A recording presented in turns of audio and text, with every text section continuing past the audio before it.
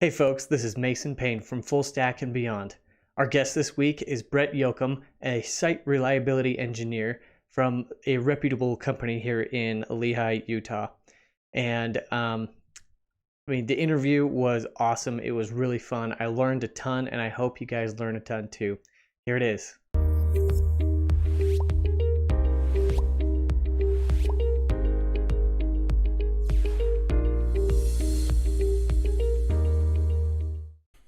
Hello, welcome to Full Stack. Here with me today is Brett Yoakum. He's an SRE. We'll find out what that is, but just look forward to having him here and talking. So welcome, Brett. Thanks for having me. Awesome. All right, so what is an SRE? They do stuff with things. Okay, all right. So in my mind, it's kind of a joint of two skills: system skills and development skills. So like Linux system administration, as well as some sort of programming, Python, Java, Go, or something like that, Okay. and kind of using those together to build tools or to build automation and reliability into the infrastructure. Okay. So kind of the mix between an IT data center guy and an app developer. Not necessarily the data center guy, but the guy that's like the next step up, right? Working on the systems. Kickstarting Linux machines, for example, Okay. in the data center, but not racking and stacking, right? So putting the OS on, putting any of the base level applications that are going to be needed. So like installing Java or installing packages, as well as automating that with some sort of configuration management tool like Puppet or Chef or Salt. Oh, okay. All right, cool. So my history was a little bit of I worked in a data center and I set up a bunch of applications, and then I've built applications. And so it sounds like you've worked right in the middle of that, where somebody set up the server for you.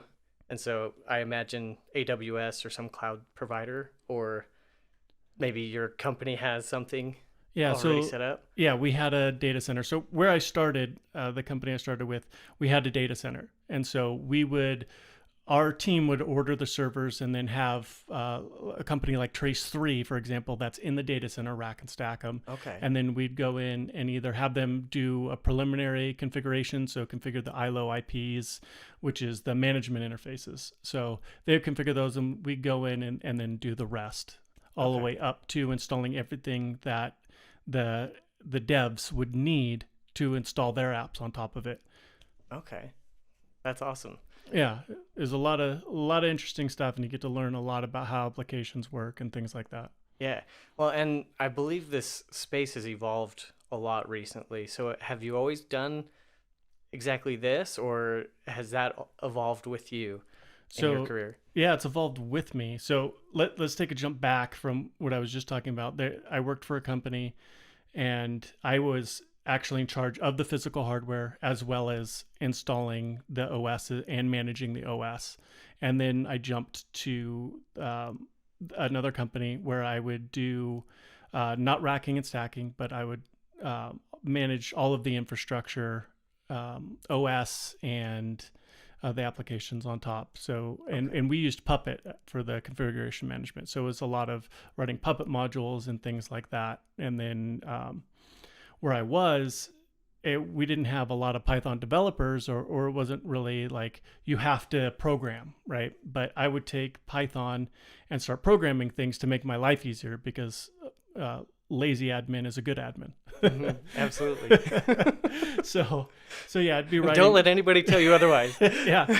So I'd be writing applications, for example, to do patching, right? So we'd get a patch list of critical stuff from security, and I'd take that list and I'd correlate it with the CVEs, the critical vulnerabilities that you'd get, and I'd correlate that with another list, and then get the patches that do that, and then patch the systems with that.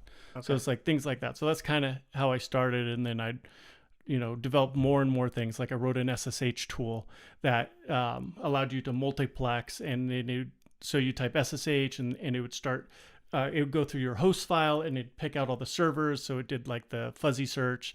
And so you could go in and just easily do that. So it just started slowly progressing, doing development stuff.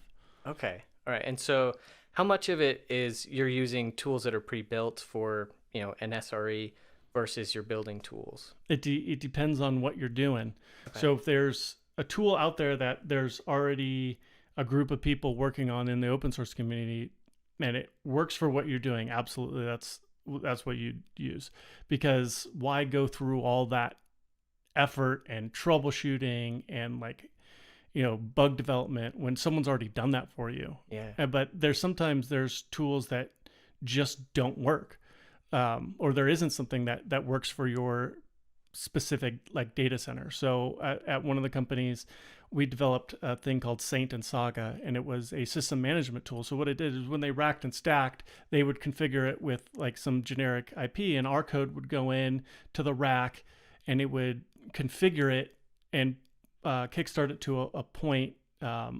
It would actually pixie boot it into one of my images that I created, and it would have diagnostic tools and all that stuff. And then it would register itself with the system so that we could access it. And so there wasn't really a tool for our data center that worked, because we would get switch information. So we knew exactly what switches it was hooked up to and all that. As soon as they plugged it in, we'd get all that information, and then we could kickstart hundreds of servers at a time. We could go through, reserve DNS for them, all that kind of stuff. Wow, so okay.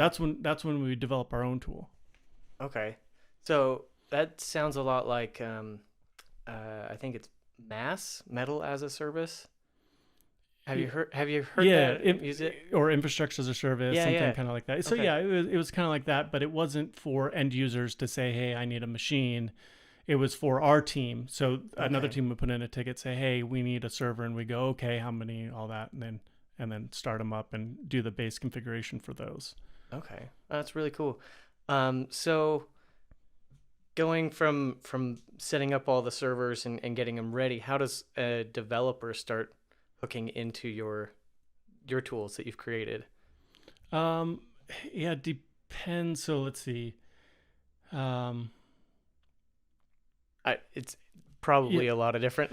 Yeah, because most of the stuff I've been doing is like infrastructure and not necessarily stuff that developers are coming in and using until now. So now I'm creating Kubernetes clusters, and I'm on a team with developers. So I'm creating clusters for them, and I did all the automation around that. So you could just say, okay, we need this cluster, and that's all they need to know, and build the cluster, and it'll go and it'll spin up everything in the correct region and all that stuff. And then we have another deployment tool that'll deploy their application to that server specifically and set up everything that's needed. And then I built another tool on top of that would configure an MSK cluster. So on top of that, hooking into all the things. What's an MSK cluster? I don't know what that is. So. It's what is that? The AWS's Kafka. Oh, okay. So it's managed services Kafka. So, and there's, it sounds easy. Oh, you just spin up a Kafka cluster, but there's security groups and security concerns and things like that. So it goes in and modifies all the security groups, and it sets everything up so that the application inside of it can just talk to it. It has a known name. So when they deploy their code, it has that known name that's derived and things like that. So all they do is touch a button. It's like, wow. A couple weeks worth of work for them just to go dink, dink, dink, and then they have a MSK cluster that's ready to go in a peered VPC and everything. So it's got everything they need. That's really cool. Okay, so we have in my own place of employment, we're almost 100% Kubernetes, but we've built a lot of automation around getting Kubernetes clusters. We have one or two Kubernetes clusters, but then we have automation for putting our apps out there and getting it ready to talk to. Do you do stuff like that, or do you help build that kind of automation, or is that more of a developer side of things? So on our team, one of the developers did create the tool, but I contribute to it. Okay. So for some of that automation, it's not out of my job description, so to say, to do something like that. So absolutely, if they didn't have time, that's something that I should be doing. Okay. All right, cool. All right, so I want to go into more of a day-to-day kind of a section. So do you have any good war stories of maybe something something hard or something fun that you ended up doing it ended up making a big difference or anything So like I that? have two. So the previous place where I work now, we had Splunk, Okay. and Splunk needs its storage devices to be persistent. There we go. That's the word. Mhm. So the problem is in AWS, they're treated more like cattle, right? So instead of pets. So one of the issues was, well, Splunk server comes up, if it gets killed, because that happens all the time in AWS, well, what happens to its disks? It needs to be able to reload those disks. So I wrote a tool that as soon as the system comes up, it goes out, it creates its own disks, or it looks for new disks, and they were tagged a specific way. And so go, okay, I found a disk pair that matches my configuration, and then it would attach them to it, and then start off where the other one left off. And then and it worked for things like syslog and Splunk, and it ended up working for a lot of things in the company. So Wow. they're able to keep these persistent disks around, and it matched them perfectly, so it had knowledge of where it was. So that was Wow. kind of neat. That's awesome. To think that disks and servers are separate and have to find each other in the data center Yeah, kind of blows my mind. yeah, yeah. It's just like in a random sea of objects, how do you pick the right one? And that was a problem I had to solve. And so it goes in, and the code on the systems would go in and do all the stuff. So if it's a blank disk, well, how do you have to think about how do you attach that? Well, you have to attach it with the AWS commands, but then what? Well, you have to format it. You have to partition it. You have to format it. And then you have to add it to FSTab if it gets rebooted. All that stuff had to happen. So it's like the systems knowledge and the programming knowledge. That's how they merge, is in doing things like that. That's awesome. All right. So you said you had another one. So I have a war story Okay. about how easy things can kill you. Okay. So where I'm at now, we take in data from around the world. And so we have clusters in 13 different regions right now. And it's very easy to access them with Kubernetes. You just switch your context and then you can access them, right? So I wrote like a little quick and dirty script because the way you authenticate to EKS clusters, which is the Elastic Kubernetes Service in AWS, is it through IAM roles. And how we as people get our IAM roles was changing. And so what we had was no longer valid. So I had to go in and change those roles. And so there's a config map inside of the Kubernetes cluster that says who's authorized. Well, as I was looking at it, I just didn't think it was different on each cluster. I thought, okay, this is just a normal thing. I put in this one role because the role is the same across all the regions because it's our account. And so I pushed this thing out to every single region. And guess what happened? The nodes couldn't talk to it. We couldn't talk to it. And it just poof. Ouch. So it just turned everything off around the world, and no customers could talk to it for an hour. Oh, ouch. So 100% data loss for an hour when we get billions of transactions. Yeah. So that was a hard lesson in taking your time and doing the proper automation. Like what I should have done is wrote something, not quick and dirty. I should have gone out and said, okay, if we have this in the future, let's write something that does the checks and balances for you, so you don't have that human error, that, oh, I didn't think about that error. Okay. So what did it take to recover from that? So it once we found the problem, because I was like, okay, what exactly happened? Because it didn't really trigger my mind. So it took a couple minutes to notice, and then we're like, oh no, what happened? So I went in and looked. I'm like, oh no, I know what happened, right? They're all different. So I had to go in and get the roles. I had to look up the roles in the console and say, okay, and then I had to create a patch config for each cluster in each region and push that back out. And so that took a little while. Yeah. Sounds like it. Yeah. Okay. Well, cool. All right. So can you give me maybe your favorite parts of the job, your least favorite parts. Maybe start with your least favorite, and we'll go on the the more favorite. So let's see where I'm at now. The least favorite is maybe the repetitiveness. Okay. So right now I'm just like, okay, create a cluster here, and then we have to do some DNS changes that take, for whatever reason, 12 hours, and then that's it. So it's just that part's kind of boring. But what starts getting really exciting is when we have a new problem to solve or something new to do. So it's like, okay, how do we solve this? And then it gets kind of exciting writing the code and testing it and all that kind of stuff.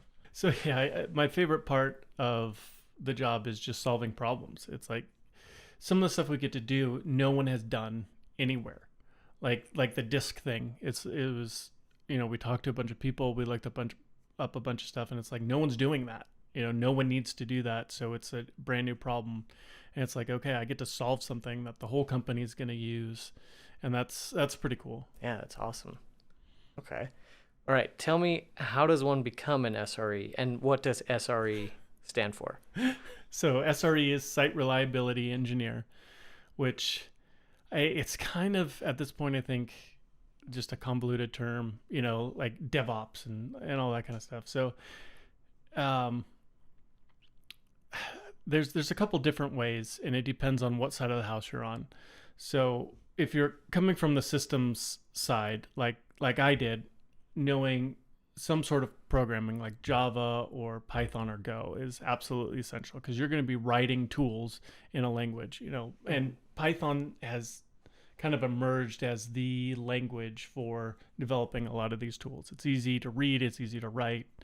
So if you're coming from the systems side and Linux side, you're already pretty far ahead, in my opinion, because you already know how to troubleshoot and check logs and think critically about how systems are designed and things like that. And then all you need to do is just learn programming. I say all you need to do, is I have had friends who have problems, right? Learning it, because it's a different way of thinking about things. But that's the next step, and then it's learning some sort of cloud technology or Kubernetes. It just depends on what your company's doing, and that's the easiest thing is to have a target. So if your company is not doing anything that's kind of SRE related and you're going to switch jobs, well, where do you want to work? And start learning those systems. A good thing to learn is AWS or Azure. Kubernetes is awesome to learn, and a lot of the stuff there's free learning online everywhere, especially for Kubernetes. And then if you're coming from the dev side of the house, I think you have more of an uphill battle, because you're going to have to learn a lot of system stuff. And so, Linux likes to have its way of doing things. And, I have 10, 15 years of Linux experience. So it's like I look at a system and intuitively I know where to go. Mm-hmm. Whereas if you're not that, if you're a Windows guy or you're just, not really a deep Linux guy, it's going to be, I think, a lot more work. But then again, I've been doing programming since I was like 5 years old, so not 5, but maybe 10, so I don't know. A lot of the stuff comes naturally for me, just the way of thinking, because it's you have to think differently for each of the tools and how you do things. Yeah. So what I've found is there's a lot of tools, a lot of getting started type of tutorials out there. What about the deeper things? Like you were talking about connecting the hard drives to the servers and stuff. How does one learn that when you go really deep into it? That's hard, because I've been messing around with Linux systems for probably as long as I've been programming, since I was 10. I got like a little HP computer, and I put Red Hat 8 or 9 on it, comes with floppies. Yeah. You're installing it on a Pentium 2. Nice. So it's hard. Like I think Linux Academy is a place, getting a subscription to that might be one of the best things you can do for yourself. And then messing with it, have a system at home, go buy, a cheap, you can get a computer off eBay for $30, and just break it, and then build stuff, build an IRC server, build a web server, build a web forum, build a syslog server, a centralized syslog server, get maybe 2 computers, like a Raspberry Pi and another system, build a centralized syslog server, do projects. Like that's one thing that I always tried to do when I was learning a system. I would have a project in mind, like, okay, I'm gonna do this. So like when I was kind of teaching myself more advanced stuff for programming, I created a Twitter bot. Go out, unfollow and follow based on an algorithm, and I was getting thousands of followers just by following and unfollowing people. Yeah, so I mean, just do something. Do a automated Christmas lights. Anything that you can think of. Just start at base one and just keep going through it, and then eventually you'll start getting those things, because you'll have to look at system logs, because you're going to have bugs. You're going to have to learn how to start up and do different things. So okay, if being an SRE is something you really want to do, just keep at it. Do programming and do systems, and then don't quit. So I work for a pretty good company right now, but I interviewed for other companies like Blizzard and things like that, and I got turned down. And it's just, and I think it's really finding the right job that meets your personality. Like I probably wouldn't have fit in with those guys, just the way they interviewed me. They're like, oh, how do you do this? And I'm just like, well, and then like I wasn't good enough for that answer, but I know what I'm doing. So just have faith in yourself that you know what you're doing, and that, if a big company turns you down, you can always try again. And, and especially if you are trying again, they'll see that, and as persistence, like, okay, this guy really wants to work here, and they'll evaluate their needs. There's a lot of stuff behind the interview scenes that I don't think a lot of people see unless you've done it, those discussions. Like, yeah, so I've been on both sides of the interview process. I've actually interviewed people, and it's, keep your cool. If you don't know something, don't try and BS it, because chances are the people behind the table will know. So that's one thing. And another thing is, like, if you get turned down, we had a guy email us like, hey, I know the interview went really bad. I really want to work there. I'd like a second shot. So we're like, okay, we gave him that second shot, and a lot of it is personality too. Like I did an interview with this guy that was on point. He knew everything. Like as I was asking it, he knew what I was going to ask and the answer to it. Okay. Like he knew everything. And then he didn't end up getting the job. And why? Because of his personality. They're like, yeah, he's going to clash with our team because he seems like a know-it-all. If you're going in and you're, some teams are like that. Maybe some of the teams I interviewed with are like that. And that's why I didn't get the job, because I'm more relaxed and laid back. But, be true to yourself, and you'll find the team that fits at the company, because you don't want to work for a team that doesn't match your personality, Right. But if you do really want to work somewhere, don't give up, send in those things, or you went through the interview process, what they're going to ask you, so go learn that stuff, take it as practice. A lot of things that I would do before an interview, I'm like, what are questions that I would go through? And I went down and I wrote down all the questions that I could possibly think of, and I even had my question as an interviewer, and I went through those, and I just wrote down everything and kind of went through them and quizzed myself on it before the interview. So I was fresh, because, you go into the interview and you get nervous, mm-hmm. and your brain stops working. Right. They're like, how do you turn on a computer? And you're like, I don't know anymore, Yeah. Like, what's that thing called that so, and if you are getting that way, just take a breath, see if they have water, try and. Yeah, there's no rush. Yeah. Right? You can answer it. These guys are they're just trying to fill you out. So sometimes they'll ask deep and hard questions, and that's okay. Most of the time people know, like, hey, this is a stressful situation. Yeah. And they'll give you the benefit of the doubt on that too. And we did a lot of that, because we could see, like, some guys were like shaking, and we're like, okay, did he not answer because he was nervous, or did he not answer because he just truly didn't know it? And sometimes we gauge that with some of our easier questions that you should absolutely know. And you're just, you could see their brain turned off for a minute, Right. But, it's a competition, but you still have to kind of prepare yourself, fake interviews or real interviews. We interview for a company you don't want to work for. That's probably the easiest, right? Right. Because you go in and you're like, I don't want to work for these guys. Why do you want to work here? Oh man, you guys are great. You do such cool stuff. I just want to, and you can practice that, Yeah. and then those are the, the type of questions you're going to hear everywhere. So practice interviews, I'm totally, for. Okay, cool. Yeah. All right. Well, how can people reach out to you? Are you on Twitter or? No. No. All right. You cannot find Brett anywhere. No. But I'm on the internet, but not on the internet at the same time. maybe try to find you on Twitch or something. Yeah. Okay. Well, thank you for your time. Yeah. Really appreciate that. I hope that was helpful for all of the viewers. Yeah. Hopefully someone out there, can use some of this information. Yeah. If anything, they know not to push out a config everywhere. Just don't do that. That's bad. Perfect. Thank you. Yeah. All right.